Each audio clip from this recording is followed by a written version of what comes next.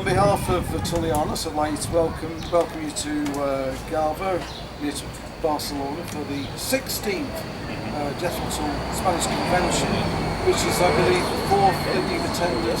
Sounds right, yeah. Okay. So we'll start with a couple of historical questions to test your memory banks. Yeah. Who was the third wife of Henry VIII? That's the one, yeah.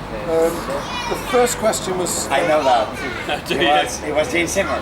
Oh, I wouldn't know. But yeah, very good. Yeah, good. So this is from a guy called Graham from the West Country. What are your recollections of the recording sessions way back for the Penny Beats?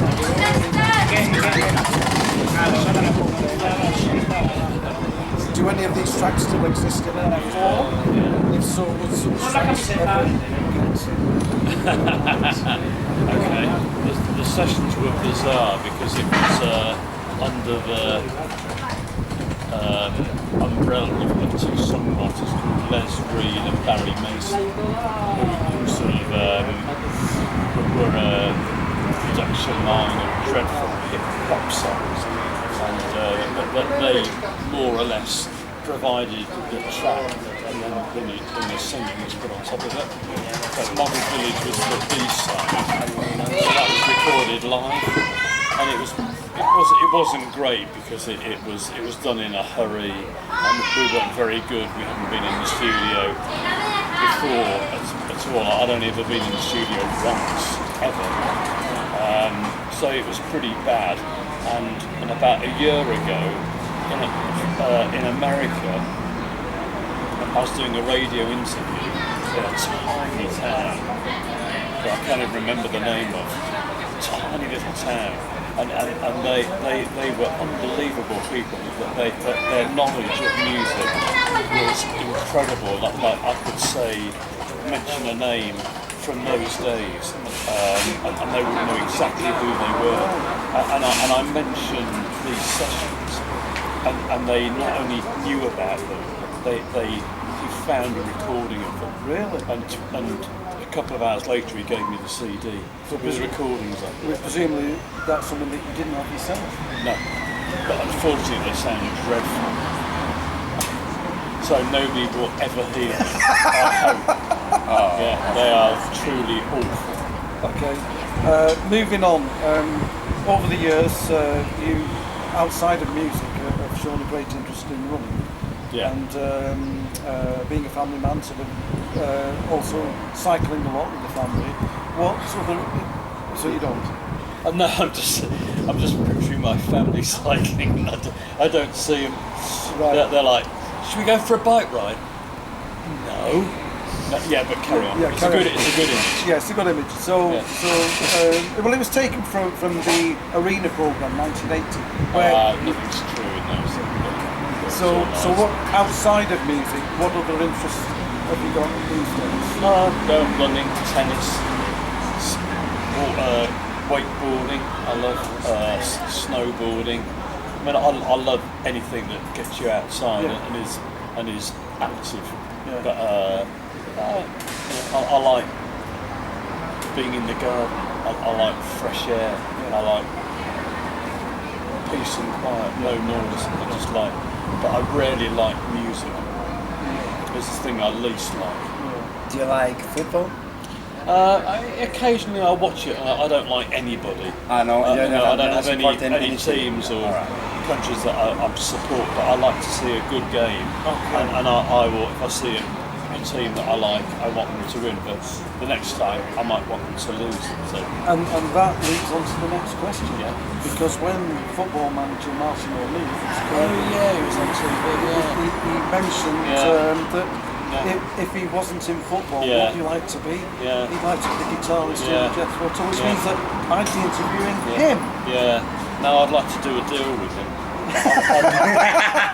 He can come and see some concerts, and I want some free tickets off him. Yeah. But, he was on TV, and I was just thinking that there's a deal to be made with this guy. I don't know what it is, but it'd be good fun. Okay. Let's see.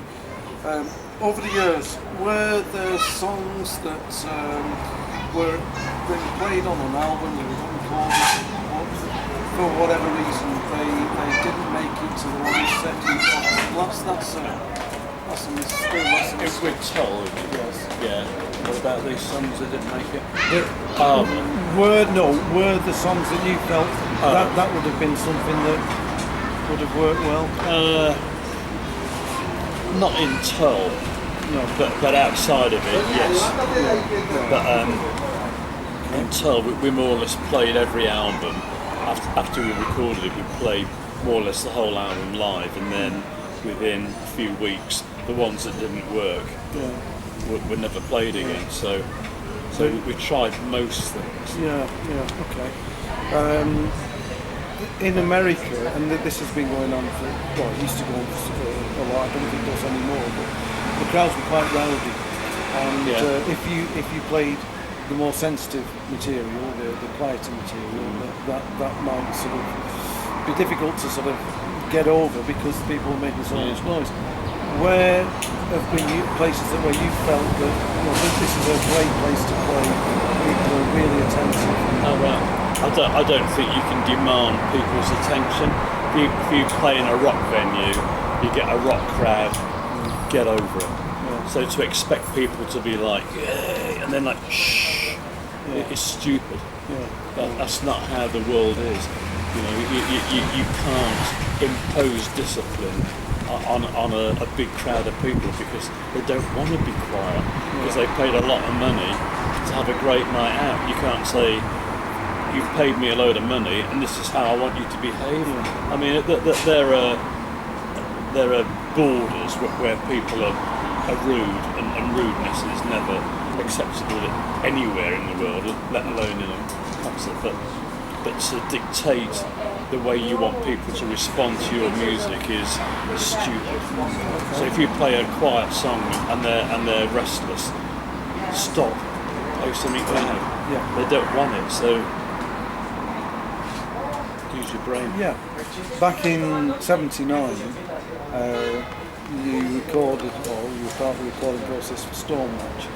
At the same time, there was a different project, The Water's Edge, that involved the Scottish Ballad Company. And involved yourself, Ian, and Dee Palmer. What are your recollections of that? It was nice because the stuff that David Palmer did was really nice. He did some nice orchestrations, and he really took very simple ideas from me and Ian, and he orchestrated them and made them what they were. But really, it was his project because there was an orchestra, and there was some music, and then between there and there, he did all the work. Just as an afterthought to that, hearing that the War Child tapes as on the re-released War Child. Well, okay. But I mean that has given a lot of fans of the music of Jethro Tull an insight into particularly what David Palmer brought to the table. Yeah. Oh, he was amazing. Absolutely. Well, I know. I'm aware of it. Yeah. Can I continue with two? Yes. 71. There have been so changes in the way you play the guitar. Yeah. What will be the only thing will be the influence that make you change between 69 and 71. Yes, between I think maybe between stand up and alcohol. Oh right.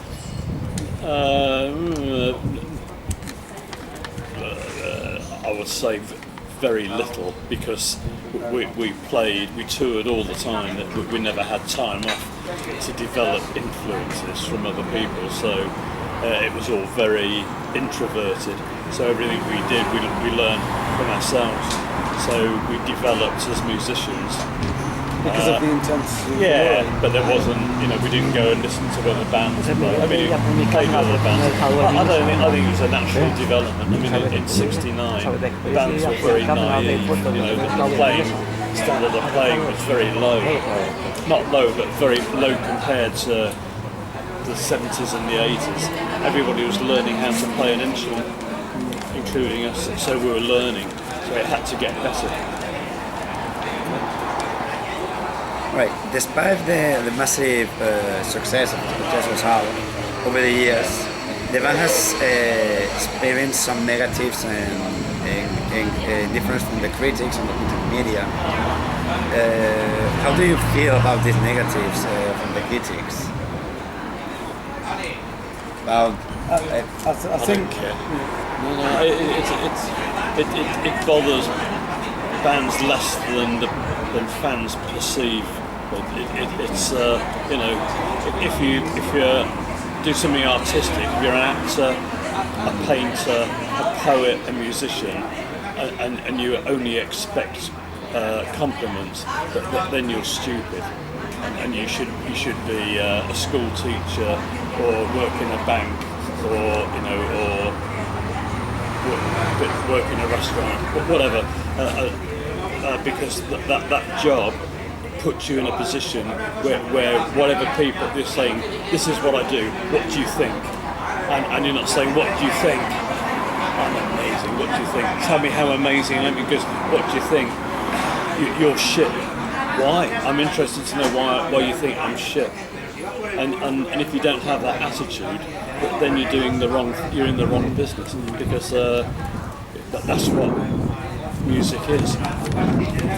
You know, it makes me very happy to hear something from this idea, because I have also this idea that the critics sometimes say bullshit.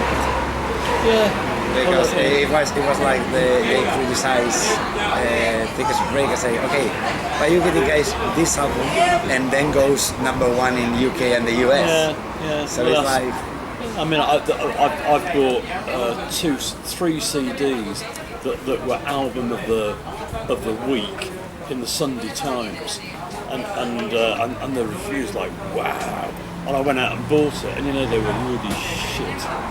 They were really shit seed. I threw them away, and I just think, who are these people telling the populace that you need to go and buy or go and see this movie? It's amazing. But then, if you really research, that same piece of music, CD or a movie, will have bad reviews, good reviews. It's there's no standard, there's no control of standards anywhere. So the people who are now critics are young kids, and if they think a band's cool, it's too personalised, and it's like Glastonbury where they're choosing the bands that they think are cool, and I actually think that a lot of the bands that play in Glastonbury are really crap.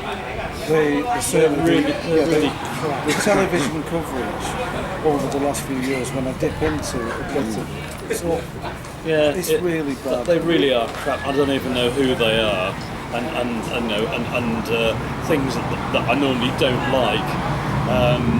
Like this Glastonbury, I don't like Muse. Particularly, I don't dislike it. I just don't like the music. I think it's derivative. It's not very original. But when after hearing everybody else play at Glastonbury, I thought they were amazing. Purely because they could play and they produced an amazing sound, and they gave the audience a great show. Some of the bands were like, well, I mean, it's entertainment, and they weren't entertaining anybody. In the way that I did catch some of Dolly Parton's set. Oh, she would be good. And she was, because she's an entertainer. But it was entertaining, and it was tuneful, and she meant it. And my last question, for Guitars Enthusiasm, where's your current stage setup? Same, Soldano, PRS normally. PRS guitars, Soldano amps. Marshall speakers. What is your favorite guitar? Model guitar? You don't have anyone? No, I don't want one. I don't want a favourite guitar, because I don't want to please don't go near that guitar. Please don't touch that guitar. It's my special one. No. I'm saying I don't want that. I don't want it. The model. I mean the model. Gibson Les Paul. Oh, yeah. Well, it's the same answer, but they're tools. If you make chair and tables, you go into your toolbox and you go, I need a chisel. This one's good. it does a good job for you, you go, that's a good choice. When you put it back, the next time you're going to use that one again. That's what guitars are. I ask it to do a good job. If it does a good job for me, I'll use it the next time. They're not more important, but they're tools and you're using them and you ask them to do a lot and a bad instrument doesn't do it for you. But a good one, what you put in, you should get back. Not more, not less. So let me tell you, I appreciate a lot your sincerity. Oh. No, KRS Spanish guitars funny might because not. I visit Valencia, and some people who are younger than you don't have that sincerity when they talk to you. Well, you know, I have a product loyalty because with PRS guitars, they're very good to me. They're nice people. I like them. They like the band. They make a big effort, and luckily I like their instruments. So I'm very proud to say I play PRS guitars because I have a loyalty. It's an important thing that the things that you use must be the best. Otherwise, if you go on stage and a piece of equipment, play it. But you know, if something lets you down, there's nothing you can do about it. If you play crap, if I play terrible, that is my fault, not the guitar, not the amp. So it's really important that the only variable in the equation is me, not the guitar, not the amp. That must be solid. I plug it in, it's going to do exactly what I want. All I have to do is play well. And that's all I need. That's perfect. Okay, happy to do the last one. Okay, thank you very much. Recording, releasing, promoting and touring Back to Steel has been an ongoing success, both on and off stage. What next for Martin Barre and the band? More tours in America, because America is unfortunately for Europe and England is a very strong market, and I have to improve the band structure. I want the girls to tour with me everywhere. At the moment, I can't take them to America. I'd like to be in a position where I take them everywhere. I'd like maybe another musician in the band. I don't know, not saying who or what, but I'd like the options to have a bit more production. I'd like to do things musically that at the moment I'm not able to do. So it's very important that I develop our future in America, but in Europe, I'm always I play anywhere. So if somebody says you have a week in Sitges, and we're going to pay you this one unit per evening, I would go, wow, amazing. You know, I'd probably go there for nothing. But then somebody says, I'm going to pay you one unit for a week's work in Blackburn in England, and I go, that's a shithole. But you know, it doesn't matter. There's no difference. Just because I like to be somewhere and not somewhere else doesn't matter at all. So essentially, I'll play anywhere. If somebody emails me and they say, can you do a show here?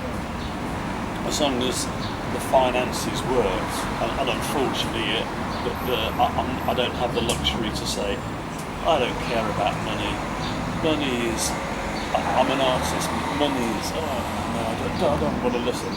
No, because I run a band, and they want to be paid. And I have to pay for flights, and I'm a businessman because I'm running the band, and I don't want to.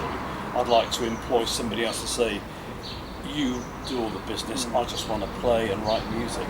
But I have enough money to say, I can pay you a lot of money and you do all my business for me. I gather that the current, the newish US promoter has come on board very positive. Oh, he's amazing, yeah. I mean, he is a jewel, because he's a guy who's got energy, who think alike, and he's super efficient. You know, his everything is so And definitely. I was talking to Dan last evening about this thing.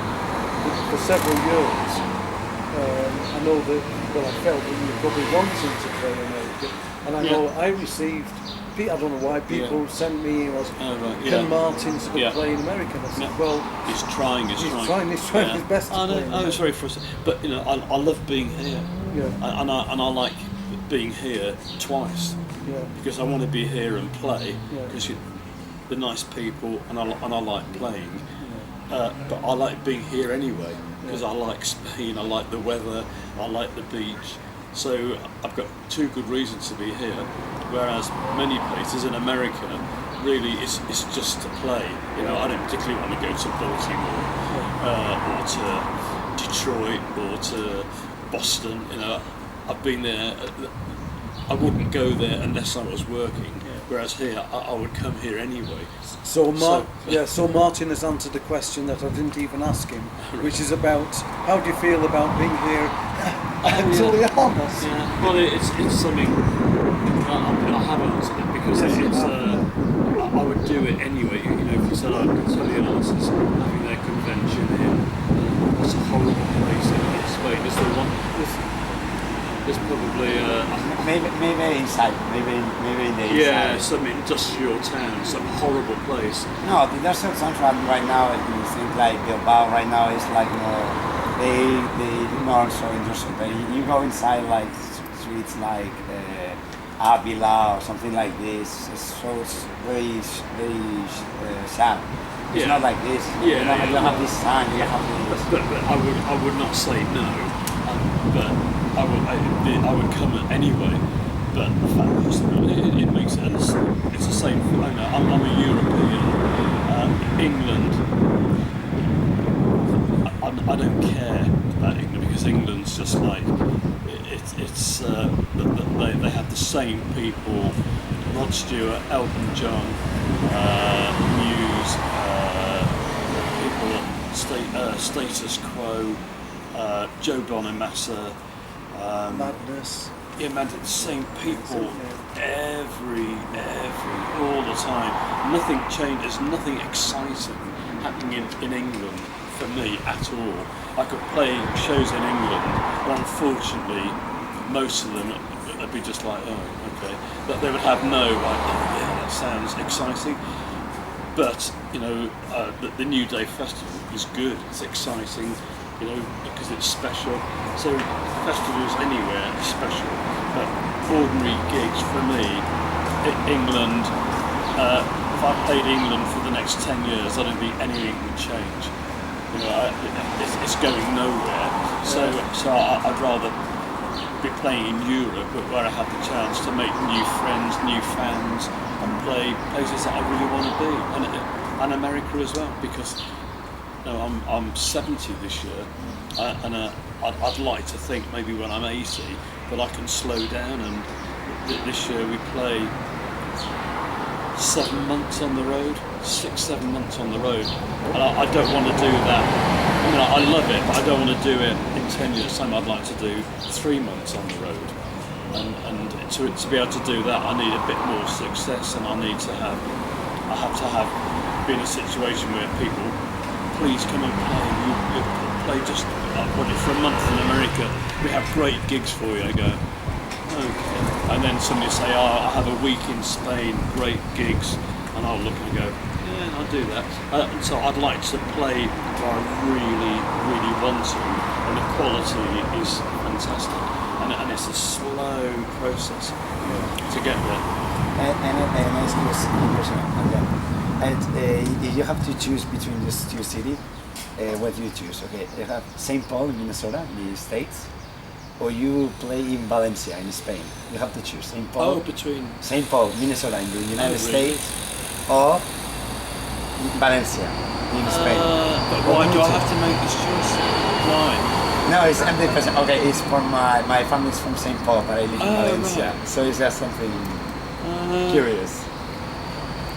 I can't answer it because I'd have no reason to choose, because I say yes to everything unless it's completely ridiculous. I'll play anywhere in the world, if it's feasible, if it's possible to do it, I will never say no.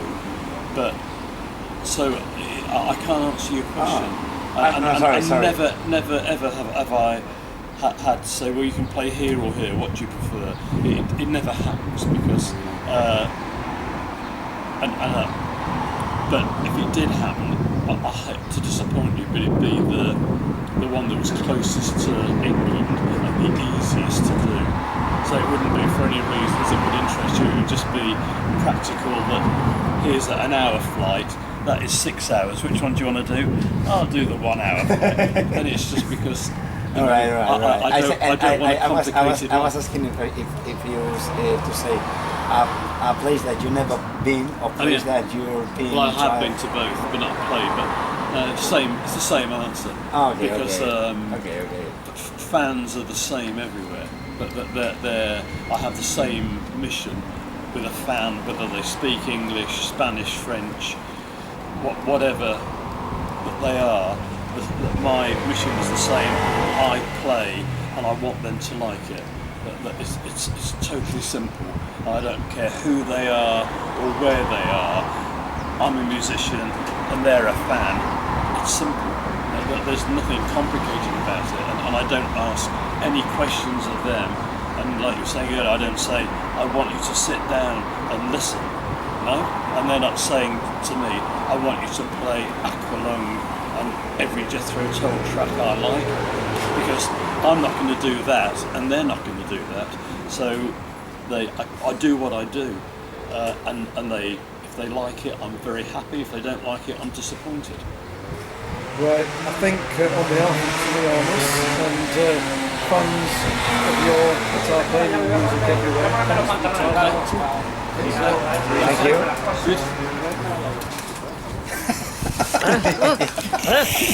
You do it in 3D, they can do it that.